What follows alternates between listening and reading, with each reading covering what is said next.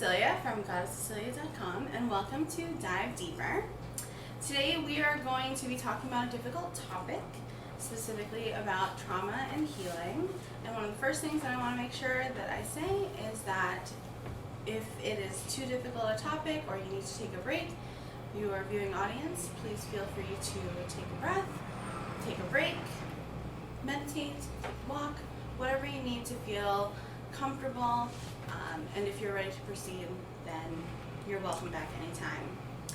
I'm joined by an awesome crew of Filipinx-American folks who are here to talk about their experiences with trauma and healing and the intersection of that with our culture. How does your family deal with stress? And what coping mechanisms did you learn were acceptable and not acceptable?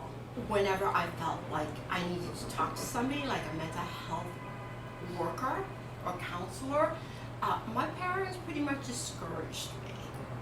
How my family navigated stress, I think that there was two different examples for me growing up in my childhood. Like my dad was more visibly stressed out, and he would get frustrated easily, and then my mom was always somehow, in stressful moments, she was more composed and more collected. How I personally navigate stress, it's a little bit of both.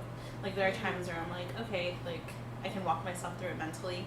Then there are other times where I just have outbursts too of getting frustrated and not really knowing how to navigate it. And then at the same time, I think the thing is that my parents have in common is that they don't really talk about the stress and talk things out, and they just tend to sweep things under the rug.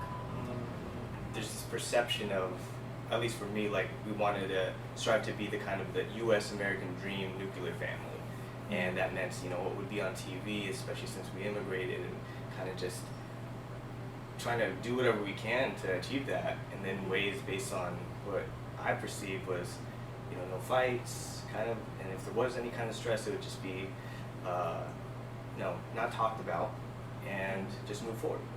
And then what I know now in retrospect is, when it's not talked about, it just piles up, right? It piles up somewhere.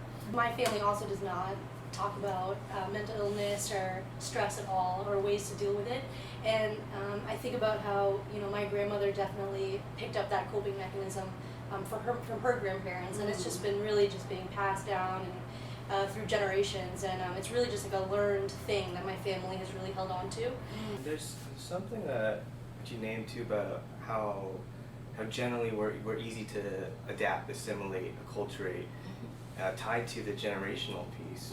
In our DNA it's indigenous Filipino, it's Spanish, it's U.S. American, it's people from Polynesia, Malay, Indonesia, all of that, literally it goes to the islands of the Philippines is in us. So there's pieces of that where I'm like, yeah, of course it is, because it's in our DNA, it's in our history. We've had to assimilate, we've had to for survival.